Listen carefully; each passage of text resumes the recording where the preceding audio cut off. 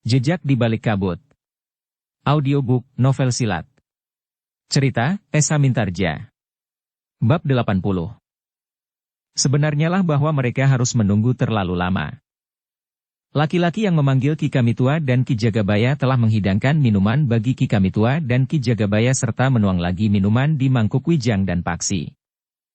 Angger Wijang dan Angger Paksi, berkata Ki Kamitua. Apakah Angger tahu, apakah keperluan Ki Bekel memanggil kami? Mungkin ada hubungannya dengan kehadiran Angger berdua? Wijang yang menjawab pertanyaan itu berkata terus terang, apa yang telah dibicarakannya dengan Ki Bekel. Ki Kamitua dan Ki Jagabaya yang mendengarkannya mengangguk-angguk. Dengan nada berat Ki Kamitua berkata, aku hargai niat Angger berdua. Tetapi aku meragukan, apakah kami, penghuni padukuhan ini akan dapat menanggapinya dengan baik pula. Maaf, Ki Kamitua. Jika aku boleh berterus terang, namun orang-orang padukuhan ini terlalu malas untuk berpikir dan apalagi berbuat sesuatu. Agaknya penghuni padukuhan ini tidak terbiasa bekerja dengan keras, sehingga kesejahteraan padukuhan dan penghuninya tidak meningkat. Kami bukan orang-orang yang tamak, anak muda. Kami harus menerima dengan segala senang hati, apa yang menjadi hak kita. Wijang menarik nafas dalam-dalam. Sambil mengangguk-angguk ia pun kemudian berkata, jadi itukah pegangan Ki Bekel para bebahu dan rakyat padukuhan ini? Bukankah dengan demikian hidup tidak terasa gelisah? Aku mempunyai seorang sepupu laki-laki yang tinggal di Kademangan sebelah. Ia hidup berkecukupan. Sawahnya luas dan subur. Ia mempunyai peternakan kambing dan ayam. Namun hidupnya selalu gelisah. Siang dan malam saudara sepupuku itu selalu dibayangi oleh kecemasan, jika ternaknya diserang penyakit. Siang malam ia pun digelisahkan oleh air untuk mengairi sawahnya yang luas. Hampir setiap saat ia marah dan membentak-bentak di rumah karena anak-anaknya dianggapnya malas dan tidak mau bekerja keras. Nah, seperti itulah yang Angger maksud dengan bentuk kehidupan yang sejahtera? Tentu tidak, Ki Kamitua, jawab Wijang. Tetapi bukankah kita dibenarkan untuk berusaha agar kehidupan kita dapat meningkat tanpa harus menjadi gelisah, uring-uringan dan selalu dibayangi oleh kecemasan? Dapatkah kau memberikan contoh, kehidupan yang bagaimana yang kau maksudkan, bertanya Ki Jagabaya. Misalnya, seisi padukuhan ini bersama-sama membuat parit untuk mengalirkan air yang terbuang di lereng berbatu-batu padas itu, sehingga sawah tada hujan itu akan mendapat air sepanjang tahun. Dengan demikian, maka sawah yang kering itu akan dapat diairi tanpa menunggu musim hujan. Bukan hanya duduk-duduk saja di simpang tiga, sementara padi dan jagung di lumbung menjadi semakin tipis, sehingga setiap keluarga harus sangat berhemat. Mungkin tidak lagi dapat makan 3 kali sehari. Tetapi jawab Ki Jagabaya sangat mengejutkan Wijang dan Paksi. Air itulah yang akan dapat menjadi masalah. Pamanku di Kademangan sebelah hampir saja berkelahi melawan sepupunya sendiri karena berebut air. Untunglah ada yang melihatnya, sehingga perkelahian itu dapat dicegah. Itu adalah akibat buruk yang mungkin dapat terjadi. Tetapi jika air itu diatur dengan baik, serta semua orang mentaatinya, maka tidak akan timbul masalah. Apalagi jika air itu berlimpah. Bukankah air dari lereng Bukit Padas itu cukup banyak? Air itu mengalir dan ditampung di sungai yang semakin lama menjadi semakin dalam tanpa memberikan arti apa-apa bagi padukuhan ini. Angan-angan Angger itu hanya akan menimbulkan persoalan. Biarlah hidup kami tetap tenang seperti sekarang. Dengan selembar pakaian, makan yang tersendat dan atap rumah yang tiris, mungkin terasa sulit bagi orang lain. Tetapi kami sudah terbiasa, Nger. Tidak ada masalah. Seperti yang sudah aku katakan, bahwa kami menerima apa adanya. Nerima ing pandum. Wijang belum sempat menjawab, ketika Ki Bekel keluar dari ruang dalam. Wajahnya nampak lebih segar serta pakaiannya pun menjadi lebih rapi setelah Ki Bekel itu mandi dan berbenah diri cukup lama. Ketika Ki Bekel sudah duduk, maka pembicaraan mereka pun dilanjutkan. Sambil tertawa Ki Bekel pun berkata, sudahlah, Nger. Jangan ajari orang-orang tua ini. Kami sudah hidup di sini sejak kami lahir. Ayah dan ibu kami sudah tinggal di sini berpuluh tahun. Selama itu tidak pernah ada persoalan. Sekarang kau datang untuk mengusik ketenangan hidup kami. Seperti yang aku katakan, Ki Bekel. Apa salahnya jika kita mencoba? Jika gagal, gagallah kerja itu. Kita tidak akan merasa dirugikan kecuali kita sudah kehilangan tenaga dan waktu. Ki Bekel itu pun kemudian menyahut. Kerja itu akan sia-sia, Nger. Jika saja Ki Bekel memperkenankan kami bersama-sama dengan anak-anak muda padukuhan ini mencobanya. Tentu saja aku tidak berkeberatan. Tetapi aku tidak akan dapat memaksa mereka jika mereka berkeberatan. Aku mengerti, Ki Bekel. Baiklah. Kami tidak berkeberatan jika kau tinggal di sini 1 atau 2 hari. Bertemu dan berbicara dengan anak-anak muda. Hasilnya, aku tidak dapat mengatakan. Terima kasih, Ki Bekel. Tetapi di mana aku dapat bertemu dengan anak-anak muda itu? Di sore hari beberapa orang anak muda sering duduk-duduk di regol padukuhan. Yang lain kadang-kadang berada di regol banjar atau di bawah pohon preh di simpang 4 itu. Apa yang mereka kerjakan? Ki Bekel mengerutkan dahinya. Justru Ki Bekel itu bertanya. Apa yang seharusnya mereka lakukan? Jadi mereka hanya duduk-duduk saja. Ya. Pada kesempatan lain? Di pagi hari misalnya? Di musim hujan mereka mengerjakan sawah. Di musim seperti ini? Ki Bekel termangu-mangu sejenak. Namun kemudian ia pun menjawab. Ya, tergantung kebutuhan. Ada yang menggali ubi panjang, gadung, lembong atau apa saja di kebun untuk selingan jika beras di dapur mulai menipis serta padi di lumbung tinggal beberapa ikat saja. Baiklah, Ki Bekel. Aku akan bertemu dengan mereka. Tetapi apakah ada seseorang yang dapat memperkenalkan kami dengan mereka agar tidak terjadi salah paham? Biarlah Ki Jagabaya nanti menyertai kalian. Tetapi Ki Jagabaya itu menggeliat sambil berkata, Ki Bekel, aku sedang memperbaiki kandang ayamku. Biarlah Ki Kamitua sajalah yang mengantar mereka. Kenapa harus aku, sahut Ki Kamitua. Sehari penuh aku kerja di kebun. Aku belum beristirahat sama sekali. Wijang dan Paksi menarik nafas dalam-dalam. Namun kemudian Ki Bekel pun berkata, baiklah. Jika kalian tidak sempat, nanti jika kalian pulang, tolong, katakan kepada anak-anak muda yang kalian jumpai untuk datang ke rumah ini. Baiklah, Ki Bekel, desis Ki Jagabaya, sedangkan Ki Kamitua hanya mengangguk-angguk kecil. Katakan kepada mereka, bahwa aku baru saja mencabut ketela pohon di halaman belakang rumah.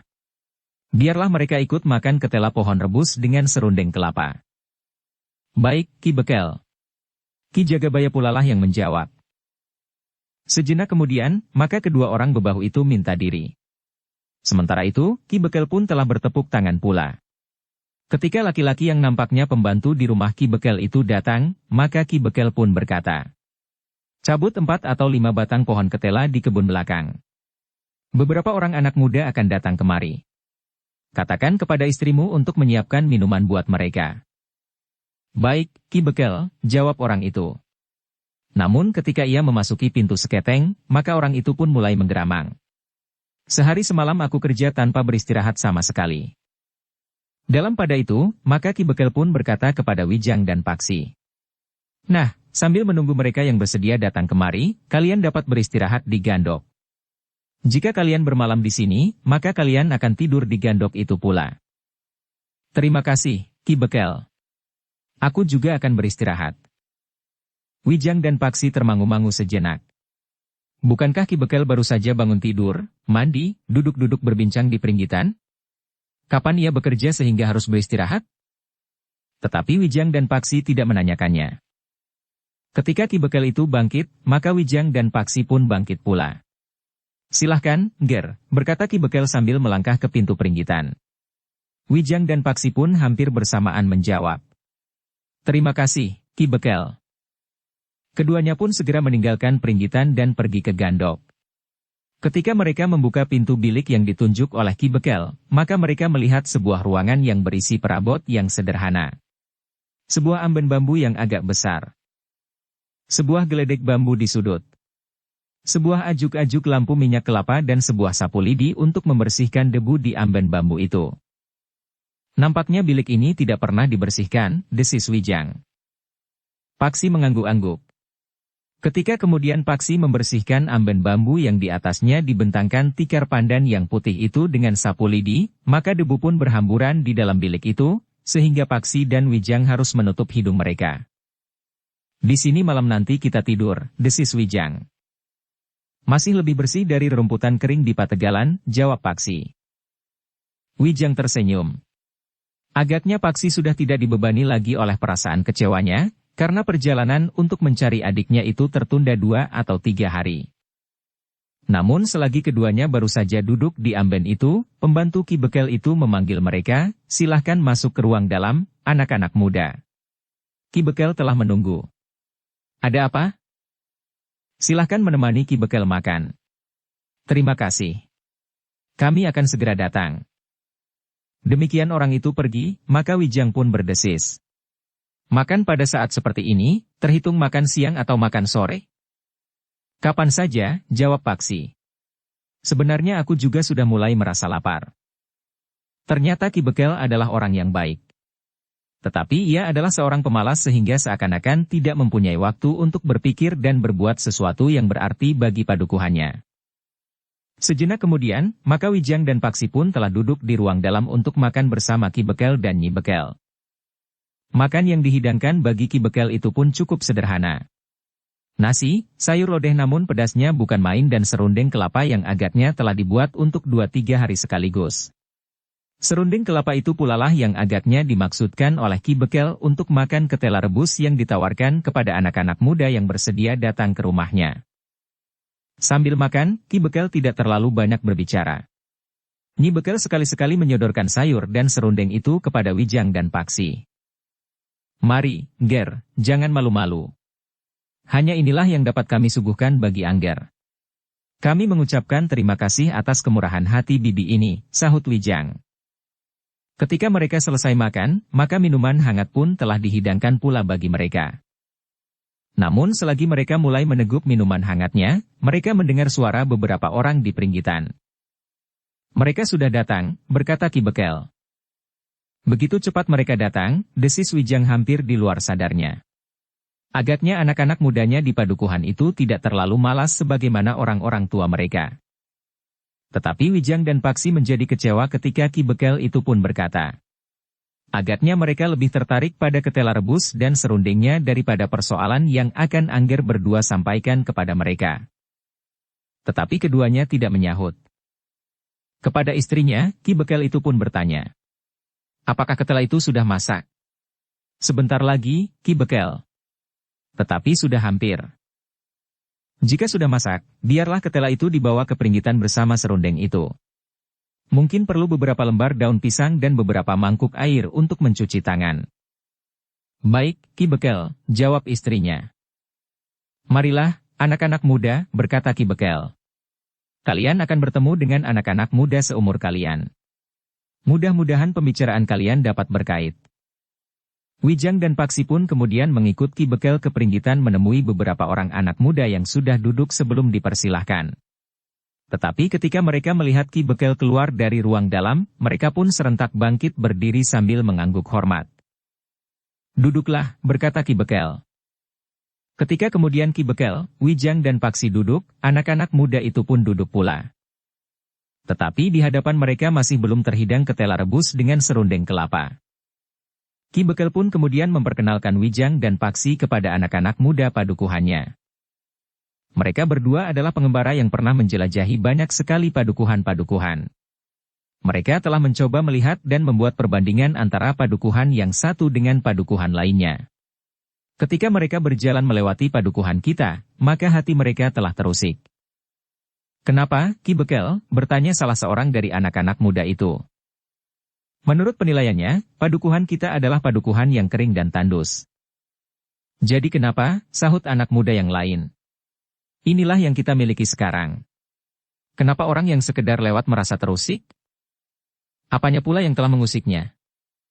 Padukuhan kita nampak kering dan gersang, kenapa kita tidak berbuat apa-apa untuk membuat padukuhan kita basah dan subur? Seorang anak muda yang bertubuh tinggi tiba-tiba saja bertanya. Benarkah kau mempertanyakan hal itu? Iya, Kisanak, jawab Wijang. Alangkah dungunya kau. Kenapa hal itu kau tanyakan kepada kami? Kami pun bertanya sebagaimana kau tanyakan, kenapa tanah ini kering dan gersang? Wijang menarik nafas dalam-dalam. Katanya, bukankah kita mempunyai akal? Kita dapat mengusahakan agar tanah ini setidak-tidaknya tidak terlalu kering. Apakah kita dapat merubah alam yang terbentang ini? Kita tidak merubahnya. Kita hanya mengusahakan memanfaatkan apa yang ada. Mencari kemungkinan-kemungkinan baru dengan bekal apa yang telah digelar ini. Seorang anak muda yang lain pun berdesis. Kita bukan pemimpin. Kita hadapi kenyataan ini tanpa mengeluh dan meratap. Pada dasarnya kalian adalah orang-orang yang tabah. Sayang bahwa kalian tidak memanfaatkan apa yang dikurniakan kepada kita. Termasuk akal budi kita. Ki Bekel, berkata seorang anak muda yang kurus. Sudah sejak nenek moyang kita hidup dalam suasana yang tenang. Jangan biarkan orang-orang ini merusak ketenangan kita, Ki Bekel. Beberapa hari yang lalu, padukuhan sebelah, yang terhitung padukuhan yang lebih subur dari padukuhan kita, telah diguncang pula oleh kedatangan beberapa orang yang tidak dikenal. Apakah Ki Bekel belum mendengar? Sudah. Aku sudah mendengar. Ki Jagabaya padukuhan sebelah telah datang kemari dan memberitahukan apa yang telah terjadi di padukuhan sebelah. Bukankah dengan demikian kita pantas mencurigai orang-orang asing ini? Tunggu, berkata Ki Bekel. Mereka agak berbeda dengan beberapa orang yang datang di padukuhan sebelah. Meskipun aku tidak melihat sendiri orang-orang yang mengusik di padukuhan sebelah, tetapi menilik cerita Ki Jagabaya, mereka adalah orang-orang yang kasar dan bahkan agak liar. Mereka minta dilayani apa saja yang mereka butuhkan. Bahkan mereka telah menyakiti dua orang yang mereka anggap tidak mematuhi perintah-perintah mereka. Orang-orang asing di padukuhan sebelah itu ternyata sangat menarik perhatian Wijang dan Paksi. Hampir di luar sadarnya Paksi pun bertanya. Siapakah yang Ki Bekel maksudkan orang asing di padukuhan sebelah? Mereka tidak menyebut nama mereka. Tetapi mereka yang terdiri dari 5 atau 6 orang itu telah mendatangi padukuhan sebelah. Sikap mereka melampaui sekelompok perampok yang ganas. Mereka minta apa saja yang mereka butuhkan. Ketika mereka pergi, maka mereka telah membawa apa yang mereka dapatkan di rumah Ki Bekel. Tentu Ki Gede Lenglengan, desis Wijang. Mereka tentu juga mengikuti arah yang kita tempuh, meskipun mereka ternyata melalui jalan yang melewati padukuhan sebelah. Kalian berdua mengenal mereka? Jika saja kami dapat melihat mereka, sahut Wijang. Tetapi kami hampir memastikan bahwa mereka adalah orang-orang dari Padepokan Watu Kambang. Tepat. Mereka memang tidak menyebut nama mereka. Tetapi ada di antara para bebahu yang mendengar mereka menyebut Padepokan Watu Kambang. Jika demikian, maka sudah pasti bahwa mereka adalah Ki Gede Lenglengan dengan beberapa orang pengikutnya.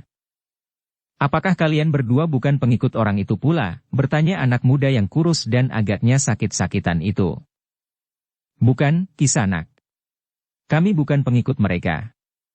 Jika benar dugaan kami bahwa mereka adalah Ki Gede Lenglengan, maka kami telah mengenal mereka.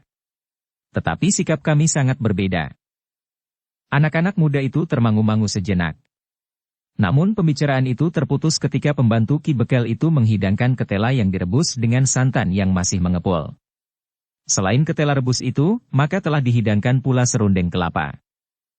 Minumnya menyusul, berkata pembantu Ki Bekel itu. Nyi Bekel baru mempersiapkannya. Apa kerja istrimu? Bertanya Ki Bekel. Istriku juga sibuk membantu Nyi Bekel di dapur. Tetapi istriku juga harus mencuci kuali dan mangkuk-mangkuk yang kotor.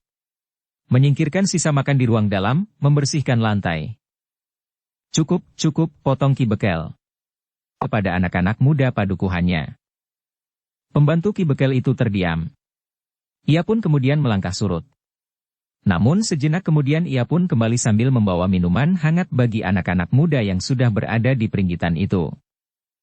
Sementara itu, Ki Bekel pun berkata, nanti kita berbicara lagi. Sekarang, silahkan. Ketela rebus itu masih hangat. Dengan serundeng kelapa tentu cocok sekali. Anak-anak muda itu tidak menunggu Ki Bekel mengulang. Mereka pun segera mengambil masing-masing sesobek daun pisang. Kemudian sepotong ketela yang direbus dengan santan, dan sejemput serundeng. Sementara itu, pembantu Ki Bekel itu mulai menyalakan lampu minyak di pendapa, di peringgitan dan di ruang-ruang yang lain. Ketika anak-anak muda itu sedang makan ketela, Wijang dan Paksi sempat melihat keadaan mereka. Bukan saja pakaian mereka yang lusuh, tetapi kulit mereka pun tidak nampak bersih. Nampaknya beberapa orang di antara mereka terkena penyakit gatal-gatal pada kulit mereka. Sedangkan yang lain pernafasannya agak terganggu. Anak-anak muda di padukuhan itu bukannya anak-anak muda yang kesehatannya terpelihara baik. Mungkin nafas kehidupan di padukuhan itu memang tidak menguntungkan bagi mereka yang sedang tumbuh, sehingga seperti tanaman dan pepohonannya, pertumbuhan mereka tidak dapat subur. Setelah mereka selesai makan barulah Ki Bekel berkata lagi. Nah, terserah kepada kalian, anak-anak muda. Angger Wijang dan Paksi menganjurkan agar kita mengadakan perubahan sikap hidup kita. Terus terang kau menangkap maksud kedua pengembara itu. Mereka menganggap kita terlalu malas berusaha, sehingga keadaan kita tidak dapat berubah dari tahun ke tahun. Orang asing itu telah menghina kita, Ki Bekel, seorang anak muda yang bertubuh tinggi menggeram. Nampaknya anak muda itu merasa tersinggung. Maaf, Kisanak, sahut Wijang dengan serta-merta. Jangan berprasangka buruk. Mungkin kalian tidak malas. Tetapi kalian belum tergugah. Nah, jika demikian, maka kami berniat membangunkan kalian. Bukan sebaliknya mengajak kalian bermimpi. Tetapi jika kita dengan sungguh-sungguh berusaha, maka Yang Maha Agung tentu akan mengizinkannya. Tetapi anak muda yang bertubuh tinggi itu berkata, Kisanak, jangan campuri kehidupan di padukuhan kami. Kami tidak ingin kehidupan kami menjadi goncang. Sementara itu, yang lain pun berkata, jika kau mau lewat, lewatlah. Kami tidak pernah merasa berkeberatan jika ada orang asing lewat di padukuhan kami. Tetapi jangan ikut campur dan apalagi mengganggu kehidupan kami. Wijang menarik nafas dalam-dalam. Sementara itu Paksi pun berkata, apakah kalian tidak ingin melakukan sesuatu yang berarti bagi padukuhan kalian? Apakah maksud Kisanak? Sebagai peninggalan anak cucu. Jika kalian tidak berbuat sesuatu, maka kehidupan padukuhan ini memang tidak akan berubah. Mungkin kalian merasa tenang dan tenteram. Tetapi kelak, apakah anak cucu kalian dapat menerima nafas kehidupan seperti ini? Jarak antara kalian dengan penghuni padukuhan-padukuhan lain menjadi semakin jauh. Mereka dapat menyisakan penghasilan mereka dan menabungnya untuk membeli pedati, lembu atau seekor kuda yang baik. Sementara itu, kehidupan kalian masih saja tetap dalam ketenangan dan ketenteraman yang beku. Cukup, bentak orang yang bertubuh tinggi. Jangan membuat kami marah. Kami adalah orang yang menyukai ketenangan dan ketenteraman. Tetapi itu tidak berarti bahwa kau dapat menghina kami sekehendak hati. Paksi pun terdiam. Nampaknya memang sulit untuk menembus hati mereka, agar mereka bangkit dan berbuat sesuatu untuk memperbaiki kesejahteraan padukuhan mereka. Namun dalam pada itu, tiba-tiba saja ada seorang di antara anak muda itu yang bertanya. Kisanak, seandainya, sekali lagi seandainya kami mau mendengarkan pendapat kalian, apa yang harus kami lakukan?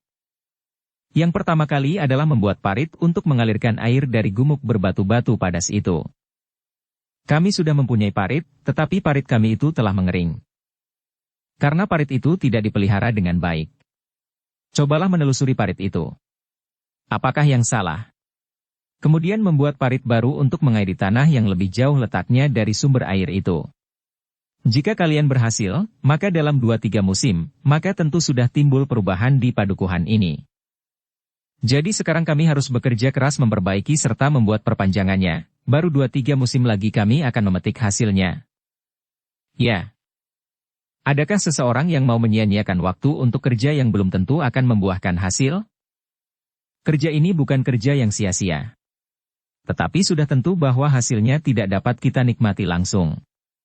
2-3 musim adalah waktu yang pendek dibanding dengan masa datang yang sangat panjang bagi padukuhan ini. Bagi anak cucu dan keturunan selanjutnya. Jika kita tidak mulai sekarang, maka jangankan 2-3 musim, 2-3 windu pun tidak akan timbul perubahan di padukuhan ini. Bahkan kehidupan akan menjadi semakin sulit, karena kotak-kotak sawah yang diwariskan dari satu keturunan ke keturunan berikutnya semakin lama akan menjadi semakin sempit. Maaf, Kisanak. Mimpimu tidak menarik perhatianku. Bahkan seseorang berkata kepada kawannya, "Marilah kita pulang. Malam telah turun. Aku sudah mengantuk." "Mengantuk?" bertanya Paksi. "Ya." "Senja baru saja berlalu, dan kau telah mengantuk?" "Ya. Aku terbiasa tidur lepas senja." "Dan bangun?" "Aku tidak pernah merencanakan kapan aku akan bangun. Mungkin saat matahari naik sepenggalah, mungkin lebih pagi atau bahkan lebih siang." Paksi hanya dapat mengangguk-angguk kecil. Ki Bekel mendengarkan pembicaraan itu dengan sungguh-sungguh. Semakin lama justru menjadi semakin tertarik. Selama ini ia tidak pernah mempersoalkan kapan anak-anak muda itu berangkat tidur dan kapan mereka bangun. Dalam pada itu, beberapa orang anak muda mulai menjadi gelisah. Karena itu, maka seorang di antara mereka pun berkata, "Ki Bekel, kami mohon diri. Terima kasih atas ketela pohon dan serundengnya. Kapan-kapan kami akan datang lagi." "Baiklah. Lusa aku akan memanen garut di kebun belakang. Aku ingin mengundang kalian." "Kami tentu akan datang, Ki Bekel." Demikianlah, maka anak-anak muda itu pun meninggalkan peringgitan rumah Ki Bekel. Wijang dan Paksi memandang mereka dengan kecewa. Agaknya anak-anak muda padukuhan itu sama sekali tidak tertarik untuk bekerja keras membangun padukuhan mereka. Ki Bekel yang mengikuti pembicaraan itu dengan sungguh-sungguh berdesis. "Itulah Nger, anak-anak muda kami. Aku minta maaf bahwa mereka tidak tertarik pada niat baik Angger berdua. Apa boleh buat, Ki Bekel? Aku berterima kasih bahwa Ki Bekel sudah memberi kesempatan kepada kami berdua untuk bertemu dan berbicara dengan anak-anak muda itu. Jika kami tidak berhasil meyakinkan mereka, itu bukan salah Ki Bekel." Ki Bekel mengangguk-angguk. Katanya, "Sebenarnya apa yang Angger katakan itu cukup menarik untuk diperhatikan. Selama ini aku memang tidak pernah memikirkan kemungkinan-kemungkinan sebagaimana Angger katakan. Aku menerima warisan jabatan ini dari ayahku. Aku juga menerima padukuhan ini sebagaimana adanya. Tidak seorang pun yang pernah berkata kepadaku bahwa masih ada kemungkinan untuk membuat perubahan-perubahan seperti yang kalian berdua katakan. Semula memang terdengar aneh, tetapi semakin lama, rasa-rasanya pantas untuk direnungkan." "Terima kasih, Ki Bekel." Pernyataan Ki Bekel ini rasa-rasanya telah mengobati perasaan kecewaku terhadap anak-anak muda di padukuhan ini. Tetapi bahwa Ki Bekel menaruh perhatian, bahkan harapan, maka aku pun yakin bahwa perlahan-lahan Ki Bekel akan dapat meyakinkan mereka. Mungkin memerlukan waktu yang lama. Namun itu jauh lebih baik daripada tidak sama sekali. Aku akan mencoba mempelajarinya, anak muda. Namun pembicaraan mereka pun terhenti. 3 orang anak muda telah kembali ke rumah Ki Bekel yang masih berbincang dengan Wijang dan Paksi di peringgitan. "Naiklah," berkata Ki Bekel. Dengan ragu-ragu ketiga orang anak muda itu pun naik dan duduk di peringgitan. "Ada yang ketinggalan di sini?" bertanya Ki Bekel. Seorang dari anak muda itu menyahut, "Tidak, Ki Bekel." "Jadi, ada keperluan?" "Maaf Ki Bekel, bahwa aku tidak dapat berterus terang di hadapan kawan-kawan." "Apa?" "Sebenarnya aku tertarik kepada gagasan kedua pengembara itu." Wijang pun dengan serta-merta menyahut, "Terima kasih, Kisanak. Apakah itu berarti bahwa Kisanak bersedia untuk melakukan sesuatu untuk melaksanakan gagasan itu?" Anak muda itu memandang kedua orang kawannya berganti-ganti. Kemudian dipandanginya Ki Bekel sambil berdesis. "Jika Ki Bekel tidak berkeberatan." "Tentu tidak, anak muda," sahut Ki Bekel. "Meskipun barangkali aku tidak dapat membantu, tetapi aku tidak akan menghalangi. Bahkan aku menduga bahwa jika kalian ingin mencobanya, agaknya masih ada 1-2 orang yang bersedia bekerja sama dengan kalian. Tetapi kami mohon perlindungan Ki Bekel, jika kawan-kawan kami yang tidak ingin ada kesibukan di padukuhan ini marah kepada kami." "Apakah ada yang akan marah?" Beberapa orang hampir bersamaan. "Ketika kami pulang tadi, Wandawa sudah menyatakan sikapnya. Tidak seorang pun di antara kami yang dibenarkan untuk menerima gagasan tentang parit itu. Wandawa memang tidak memerlukan. Tanahnya luas dan terletak di daerah yang termasuk agak subur. Tetapi ia tidak berhak melarang kalian untuk berbuat sesuatu yang kalian anggap baik." Ki Bekel menarik nafas dalam-dalam. Wajahnya tiba-tiba nampak muram. katanya. Mungkin ayah Wandawa yang berkeberatan. Kenapa dengan ayahnya? Orang-orang asing ini? Ia seorang yang berilmu tinggi. Ia mempunyai pengaruh yang besar di padukuhan ini. Beberapa orang di antara rakyat padukuhan ini bekerja dan mendapatkan nafkah daripadanya. Wijang dan Paksi mengangguk-angguk. Ternyata tidak semua orang padukuhan ini malas bekerja. Ada juga di antara mereka yang menjual tenaganya. Agaknya mereka orang-orang yang sudah kelaparan, sehingga mau tidak mau mereka harus bekerja, berkata Wijang di dalam hatinya, namun tiba-tiba saja Paksi bertanya. Tetapi bukankah yang memegang pimpinan pemerintahan di sini adalah Ki Bekel? Ya. Ki Bekel mengangguk-angguk. Tetapi Ki Cakraja itu dapat memaksakan kehendaknya. Apakah Ki Cakraja itu yang dimaksud dengan ayah Wandawa yang berkeberatan atas gagasan kami? Bertanya Paksi. Ya. Ki Bekel mengangguk-angguk. Ia dapat mempergunakan kekerasan atau mengancam untuk memecat semua orang yang bekerja padanya dan tinggal di padukuhan ini. Hanya satu orang? Ki Bekel termangu-mangu. Namun kemudian ia pun mengangguk sambil berkata. Ya. Hanya satu orang. Apakah kuasa Ki Bekel di padukuhan ini tidak mampu mematahkan pengaruhnya? Ki Bekel tidak segera menjawab. Dipandanginya wajah Wijang dan Paksi berganti-ganti. Ki Bekel, berkata Paksi kemudian. Ki Bekel mempunyai wewenang di sini. Jika yang seorang itu menentang wewenang Ki Bekel, maka Ki Bekel dapat mempergunakan wewenang itu. Ki Bekel dapat memerintahkan para bebahu dan bahkan seluruh rakyat padukuhan ini untuk mengeterapkan kuasa Ki Bekel. Seharusnya memang begitu, Ger. Tetapi yang terjadi agak lain. Tidak seorang pun yang berani menentang Ki Cakrajaya. Mungkin tidak seorang pun yang berani. Tetapi bukankah Ki Bekel dan seisi padukuhan ini tidak hanya seorang? Tetapi lebih dari 10 orang. Bahkan 20 orang. Apakah 20 orang isi padukuhan ini tidak dapat mengatasi yang satu orang itu? Orang itu berilmu tinggi. Ki Bekel harus mencoba. Jika aku gagal, kami berdua akan membantu. Apakah kalian berdua dapat melawan Ki Cakrajaya? Kami belum tahu, Ki Bekel. Tetapi kami tidak berkeberatan untuk mencobanya. Ki Bekel termangu sejenak. Namun kemudian katanya. Baiklah. Kami akan mencoba. Lalu katanya kepada anak-anak muda itu. Apakah kalian berani mencobanya? Maksudku, jika Wandawa marah, kalian berani melawannya? Tidak harus seorang melawan seorang. Tetapi kalian bersama-sama. Jika ada di antara kalian yang berani melakukannya, maka yang lain pun akan berani pula. Nah, demikian pula untuk melawan Ki Cakrajaya, Ki Bekel, sahut Wijang. Seperti yang Ki Bekel katakan, jika ada seorang saja bebahu yang berani memaksakan wewenangnya terhadap Ki Cakrajaya, maka yang lain pun akan melakukannya pula. Betapapun tinggi ilmu Ki Cakrajaya, ia tidak akan dapat melawan semua bebahu padukuhan ini serta orang-orang yang setia kepada Ki Bekel. Tetapi Wijang dan Paksi melihat keraguan-raguan di sorot mata Ki Bekel. Orang-orang padukuhan itu adalah orang-orang yang tidak ingin terjadi gejolak yang mereka anggap akan dapat mengganggu ketenangan dan ketentraman padukuhan mereka.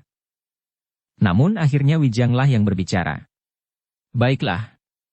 Jika tidak ada orang yang dapat mengatasi Ki Cakrajaya, maka biarlah aku yang mengatasinya. Tetapi aku ingin mengingatkanmu, anak muda. Ki Cakrajaya adalah seorang yang berilmu tinggi. Aku mengerti. Dengan demikian, maka mereka dapat mengesampingkan Wandawa dan ayahnya, Ki Cakrajaya, dari pembicaraan mereka. Ternyata bahwa ada juga anak-anak muda dari padukuhan yang beku, yang ingin mengguncang kebekuan itu. Mereka pun kemudian telah membuat beberapa kesepakatan dengan Ki Bekel, Wijang dan Paksi. Demikianlah, ketika menginjak wayah sepi uang, anak-anak muda itu pun telah minta diri. Besok mereka akan bertemu dengan Wijang dan Paksi di gumuk di seberang padang perdu. Mereka akan melihat kemungkinan terbaik untuk mengalirkan air ke padukuhan. Sepeninggal anak-anak muda itu, maka Ki Bekel masih duduk beberapa lama dengan Wijang dan Paksi di peringgitan. Setelah berbincang ke sana kemari tentang niat anak-anak muda yang ingin membuat perubahan di padukuhan itu, maka Wijang pun bertanya. Ki Bekel, sebenarnya aku tertarik kepada cerita Ki Bekel tentang orang-orang asing yang lewat di padukuhan sebelah. Seperti yang aku katakan, Ger. Jika kalian ingin mendapat keterangan yang lebih lengkap, biarlah besok atau lusa, anggir kami antar ke rumah Ki Bekel yang telah kedatangan orang-orang asing yang liar itu. Terima kasih, Ki Bekel. Secepat-cepatnya lusa kami akan pergi ke padukuhan itu. Bukankah besok kami telah membuat kesepakatan dengan anak-anak muda itu? Ki Bekel itu pun mengangguk-angguk. Namun dalam pada itu, pembantu Ki Bekel setelah melihat anak-anak muda itu meninggalkan peringgitan, maka ia pun berkata, Ki Bekel, makan sudah tersedia di ruang dalam. Aku masih kenyang, desis Paksi. Jangan menolak. Bukankah belum lama kita makan? Sudah. Sudah lama. Malam sudah sangat larut. Mungkin pembicaraan kita dengan anak-anak muda yang tinggal itu sangat mengasyikkan, sehingga kita lupa akan waktu. Paksi mengangguk-angguk. Tetapi ia tidak berkata apa-apa lagi.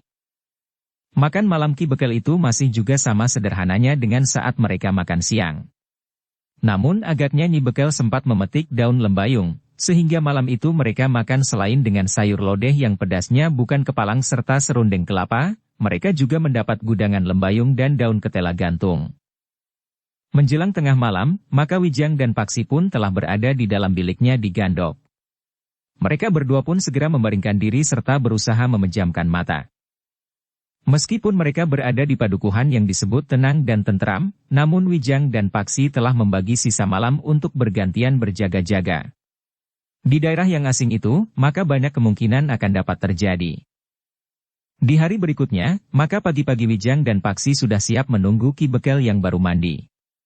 Ia sudah berpesan kepada istrinya, agar Ki Bekel itu dibangunkan pagi-pagi sekali. Menjelang fajar aku akan membangunkan Ki Bekel. Fajar. Untuk apa aku bangun menjelang fajar? Ki Bekel berpesan agar aku membangunkan pagi-pagi. Tunggu matahari sepenggalah. Anak-anak itu tentu sudah terlalu lama menunggu.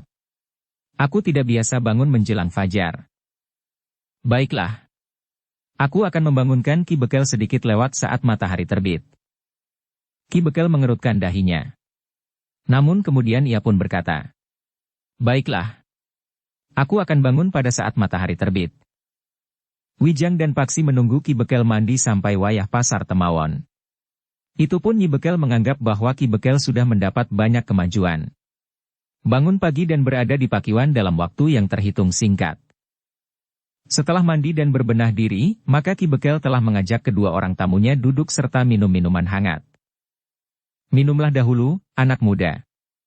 Nanti kita pergi ke gumuk. Anak-anak itu tentu sudah menunggu, Ki Bekel. Mungkin. Tetapi mereka akan memaklumi bahwa tugasku terlalu banyak, sehingga kita terlambat datang. Wijang dan Paksi saling berpandangan sejenak. Mereka tidak mengerti, tugas apakah yang dimaksud Ki Bekel terlalu banyak itu.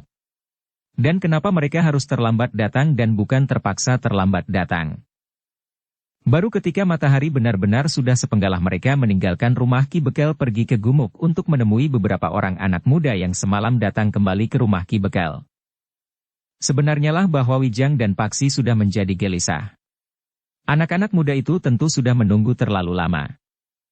Tetapi ternyata ketika mereka sampai di tempat sesuai dengan kesepakatan, anak-anak muda itu juga baru saja datang.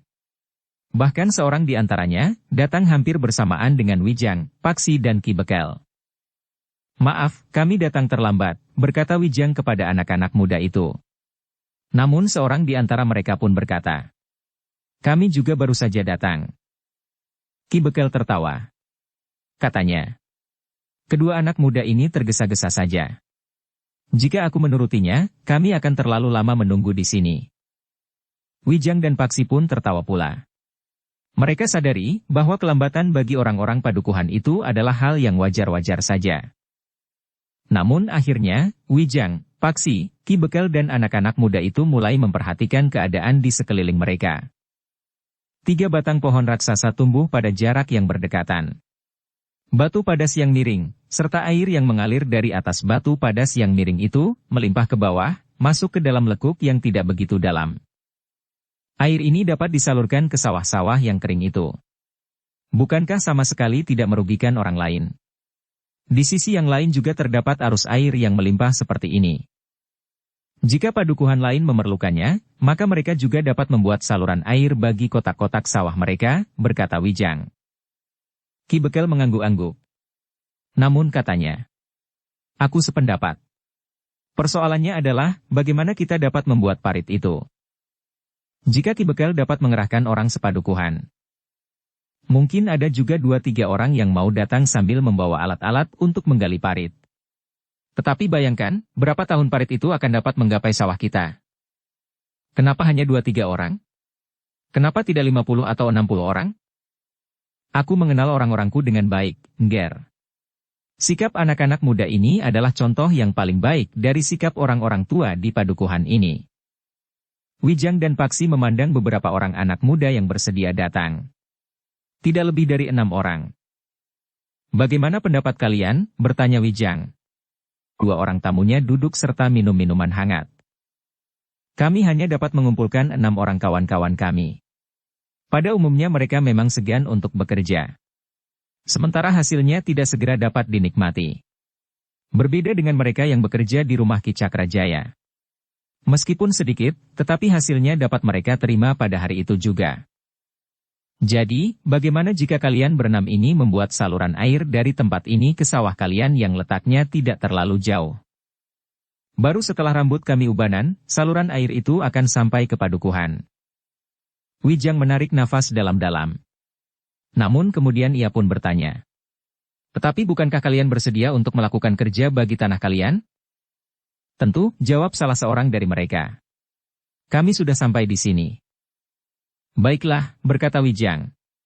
Kalian harus mampu menunjukkan kepada anak-anak muda di padukuhan kalian, bahwa apa yang ingin kalian lakukan itu akan benar-benar dapat memberikan harapan bagi masa mendatang. Apa yang harus kami lakukan? Ada hutan bambu di sebelah? Ya. Kalian dapat mengambil beberapa puluh bambu yang kalian perlukan. Kalian dapat membuat talang air dari bambu untuk mengalirkan air ke sekotak sawah kalian.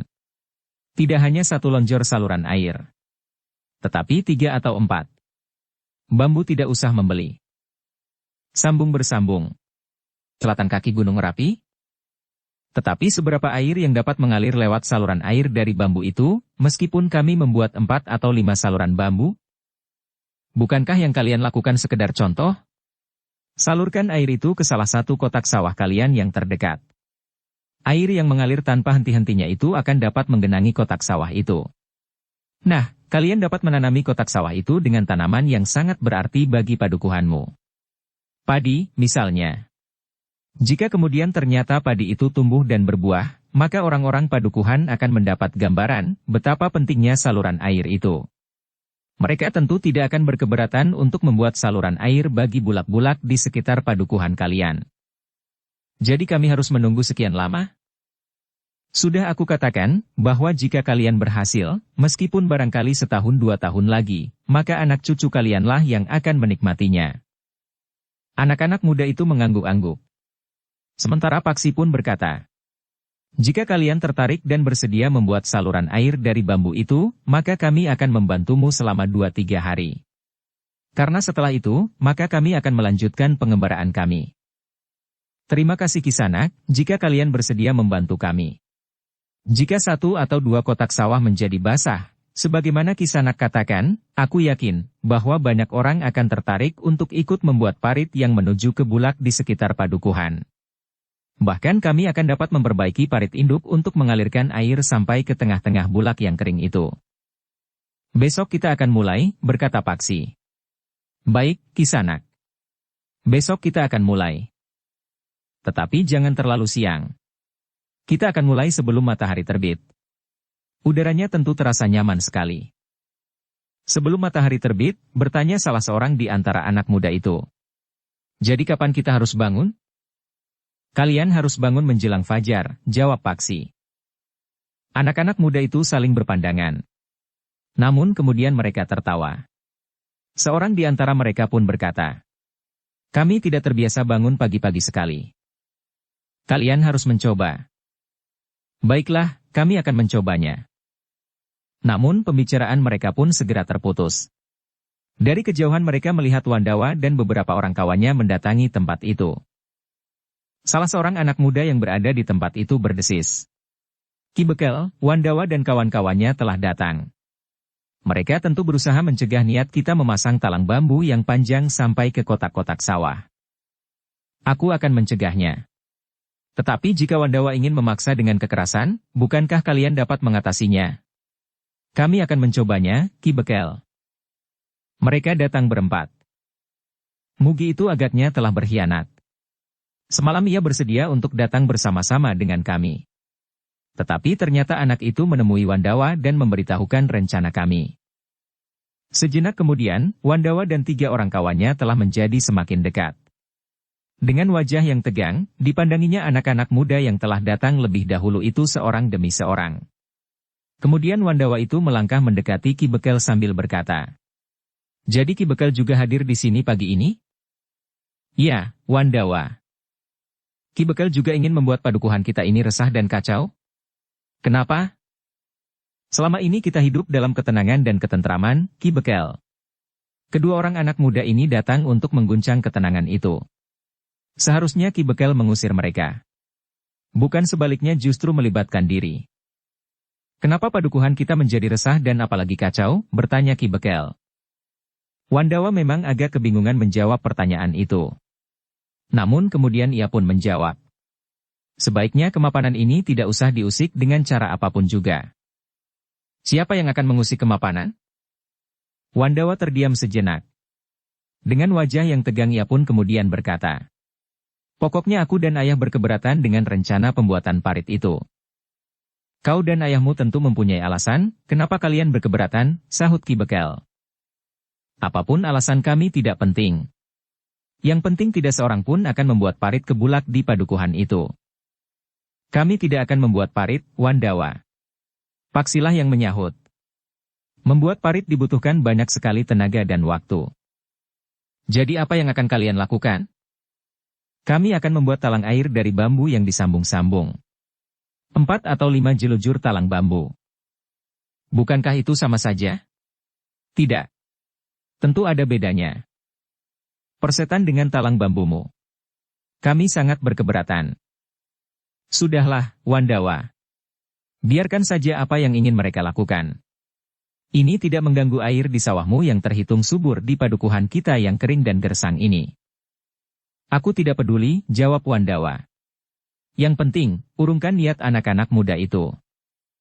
"Tentu saja aku tidak berhak mengurungkannya karena yang mereka lakukan itu sama sekali tidak bertentangan dengan paugeran yang berlaku di padukuhan dan bahkan seluruh kademangan kita ini." Tiba-tiba saja Mugi yang telah memberitahukan rencana pembuatan parit itu berkata, "Ki Bekel, jika parit itu nanti terwujud, maka ayah Wandawa akan menjadi sangat marah. Ia akan dapat kehilangan banyak tenaga karena mereka akan sibuk di sawah mereka masing-masing. Setidak-tidaknya upah tenaga akan menjadi semakin mahal." "Tutup mulutmu," bentak Wandawa. "Bukankah tadi ayahmu berkata begitu?" Wandawa justru telah menampar mulut Mugi sambil membentak. "Haruskah hal itu kau katakan kepada Ki Bekel?" Mugi terkejut. Mulutnya terasa pedih. Dari bibirnya yang pecah, darah mulai mengalir. "Aku rontokkan gigimu, anak dungu." Wandawa hampir berteriak. Wijang dan Paksi saling berpandangan sejenak. Jadi itulah alasan yang sebenarnya dari Ki Cakrajaya. Ki Bekel pun kemudian mengangguk-angguk sambil berdesis. "Jadi itukah alasan sebenarnya dari ayahmu, Wandawa? Selama ini, ayahmu dan aku sendiri selalu berbicara tentang kemapanan hubungan antara penghuni padukuhan kita. Jadi itulah latar belakangnya. Aku tidak peduli dengan igawan anak setan ini.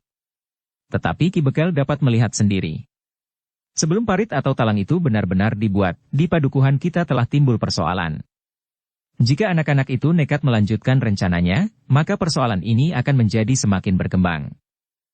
Katakan kepadaku, Wandawa. Siapakah yang telah menumbuhkan persoalan ini? Anak-anak itu atau kau?" Wajah Wandawa menjadi merah. Dengan suara yang bergetar ia pun berkata, "Jika tidak ada gagasan gila ini, aku tentu tidak akan berbuat apa-apa." "Sudahlah, Wandawa. Pulanglah. Biarlah anak-anak ini membuat talang sesuai dengan gagasan yang mereka terima dari kedua pengembara itu. Jika talang itu memberikan kenyataan yang baik, maka rakyat di padukuhan kita tentu akan bersedia membuat parit ke bulak yang kering itu. Justru sekarang aku harus mengakui betapa malasnya kita sebelumnya.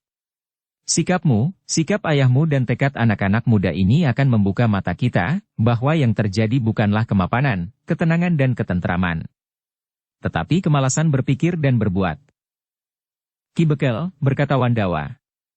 Aku minta Ki Bekel menghentikan rencana itu. Ki Bekel menggelengkan kepalanya. Katanya, tidak. Aku tidak akan menghentikan rencana itu. Jika demikian, aku akan menyampaikannya kepada ayah. Ki Bekellah yang bertanggung jawab terhadap ayah jika ayah marah. Ki Bekel justru tersenyum. Katanya, Wandawa, terserah saja kepadamu. Tetapi ingat, bahwa akulah Bekel di sini. Bukan ayahmu. Aku tahu. Tetapi ayah adalah sahabat baik Ki Demang. Sedangkan Ki Bekel berada di bawah perintah Ki Demang.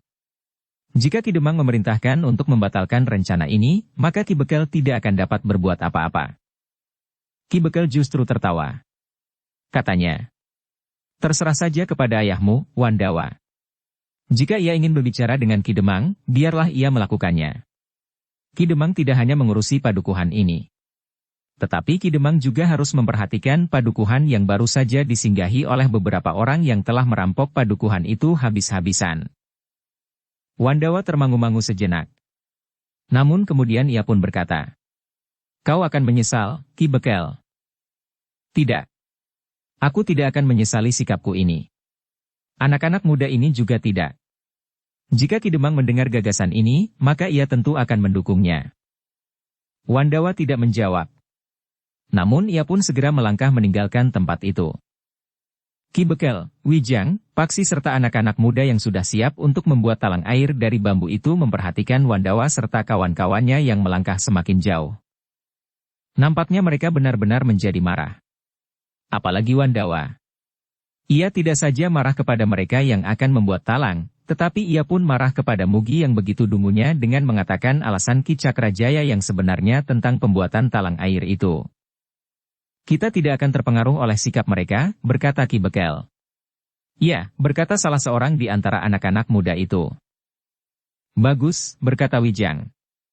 Seperti yang kita bicarakan, besok kita akan datang sebelum matahari terbit. Kalian harus berlatih bangun pagi-pagi. Jika kalian tidak bersedia berlatih bekerja keras, maka kalian tidak akan dapat melahirkan perubahan apa-apa. Jika kalian hanya ingin yang termudah, tidak berani menghadapi kesulitan, maka tidak akan ada yang dapat kalian capai. Karena untuk meningkatkan kesejahteraan hidup, kalian harus berani berbuat dan bekerja keras. Sebenarnya lah kebahagiaan yang diimpikan oleh setiap orang itu memerlukan pengorbanan. Jika kita ingin mengail ikan, maka kita harus bersedia mengorbankan umpan. Anak-anak muda itu mengangguk-angguk. Seorang di antara mereka berkata, baiklah. Besok kita akan datang menjelang matahari terbit. Kalian dapat tidur sejak matahari terbenam, berkata Ki Bekel sambil tertawa. Tetapi Ki Bekel sendiri juga harus bangun pagi-pagi. Ya. Aku akan bangun pagi-pagi sekali. Menjelang fajar. Anak-anak muda itu pun tertawa pula. Seorang di antara mereka berkata, tidak ada yang berani membangunkan Ki Bekel. Tentu ada. Hari ini aku bangun pagi-pagi. Jika kalian tidak percaya, bertanyalah kepada kedua orang pengembara ini. Wijang dan Paksi hanya tersenyum saja. Bersambung ke bab 81. Dukung kami dengan subscribe, follow, like, komen dan share. Terima kasih.